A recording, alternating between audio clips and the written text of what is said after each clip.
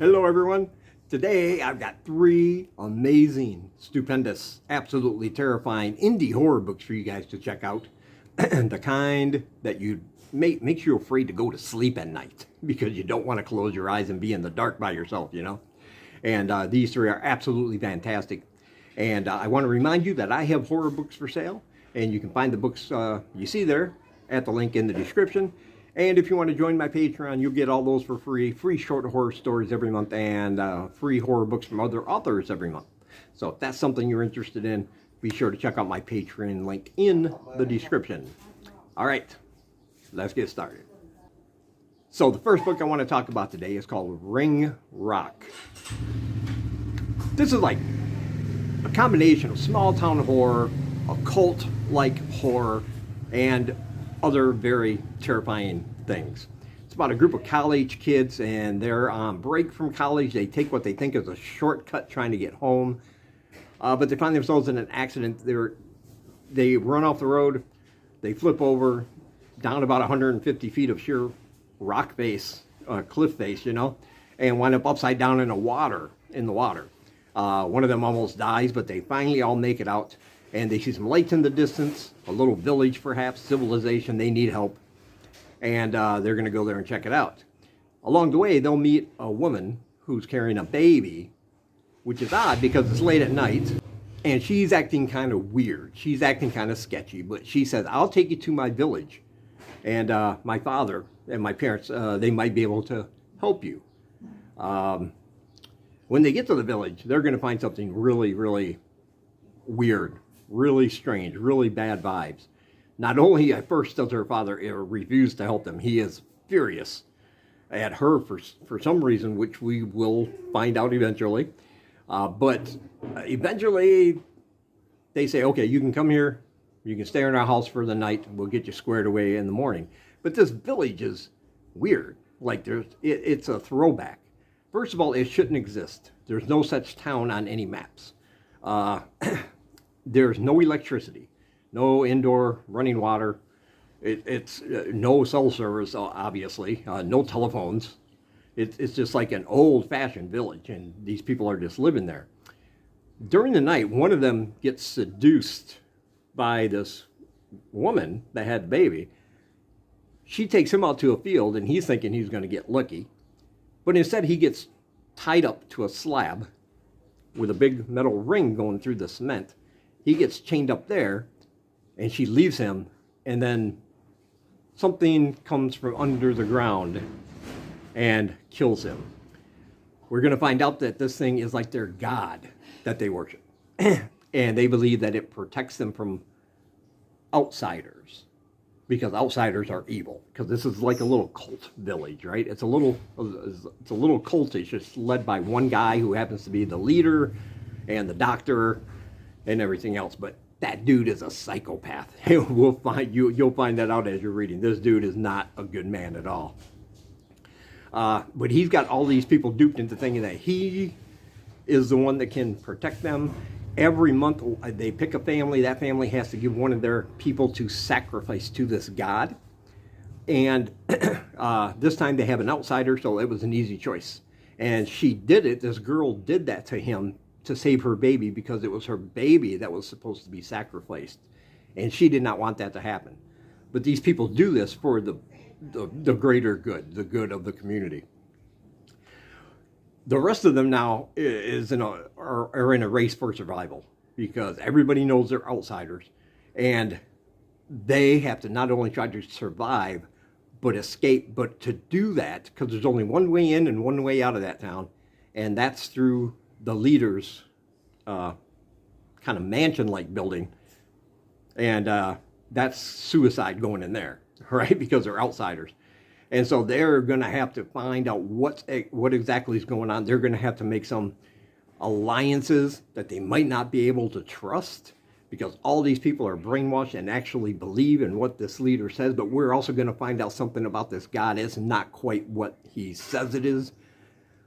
But when you find out the truth, it becomes even more horrifying. Trust me on that. The things we're going to discover about this town and how it operates and some of the people is just absolutely bonkers terrifying. And yeah, this one is fantastic. It's got small town vibes. It's got that occultish vibe. It's got survival horror, you know, as they try to escape and try to figure things out. You never know who you can trust. You never know who's going to die. And it's absolutely fantastic. And of course, I loved it. I highly recommend it. And there is a link down below where you can pick up your copy in the description. And next we have an anthology. This one is called Push, edited by Ruth Anna Evans. And if you're thinking about having a baby, or you know somebody who might be thinking about having kids, give them this book first. It should do what this book should do to having kids what Jaws did for swimming. All right, but this is a fantastically horrifying, fantastically bloody, and sometimes deliciously disgusting anthology about childbirth. What I look for when there's a themed anthology that has multiple authors, I look for certain things. Yes, it has each story will have the theme of something, in this case, childbirth. But if you can read all those stories and just find all these various takes on what that means, right? You never get bored because it's the same subject is what I'm trying to say. And that's a sign of a great anthology. And this one, you will not get bored. So many excellent, amazing authors in here that had given birth, if you will, to their horrific ideas and putting them in their stories. Some of these are absolutely disgusting and gross.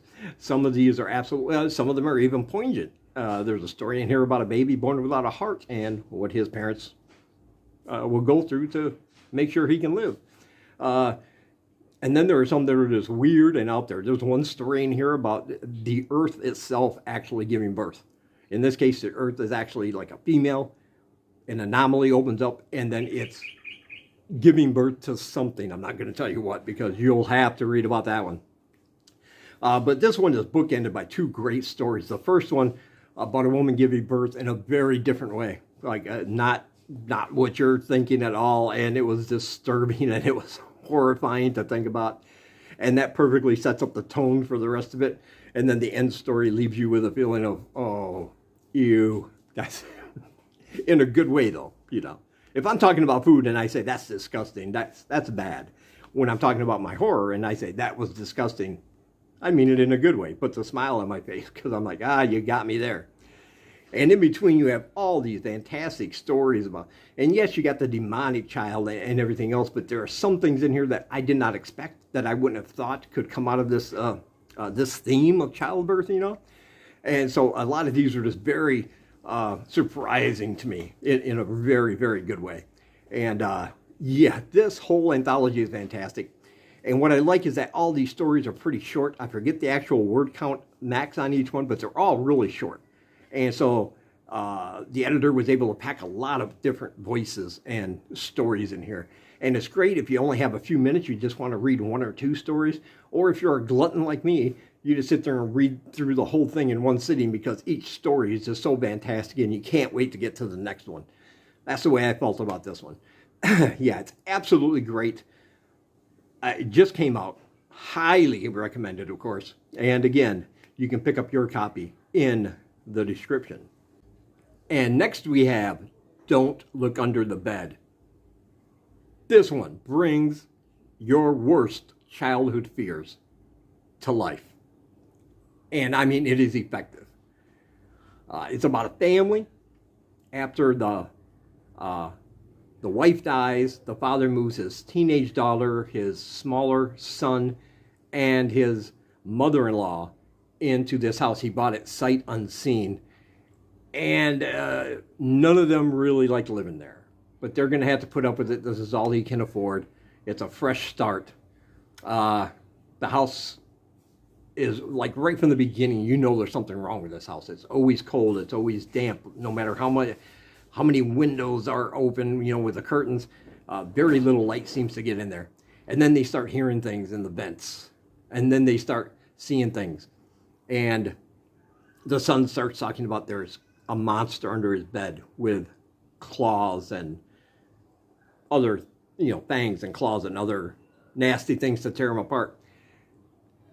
And then he's the first victim. The son is actually the first victim of this monster because it is very real.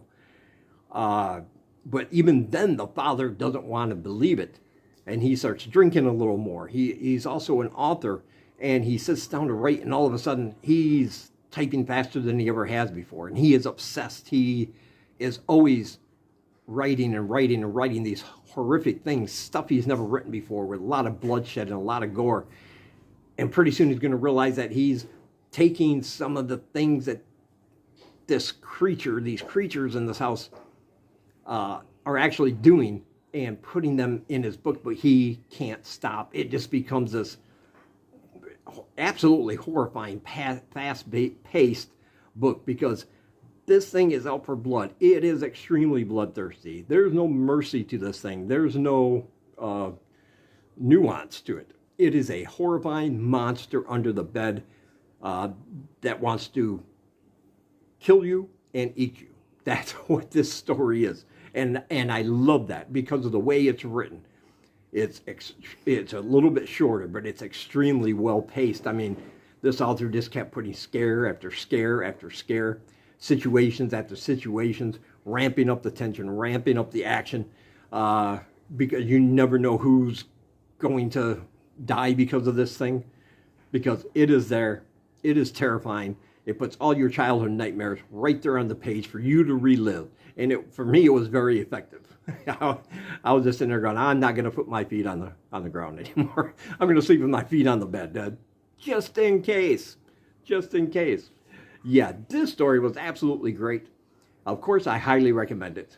And as always, you can pick up your copy in the description. And as always, I want to say thank you for taking some of your time and spending it here with me. And until we meet again, keep reading spooky, my friends.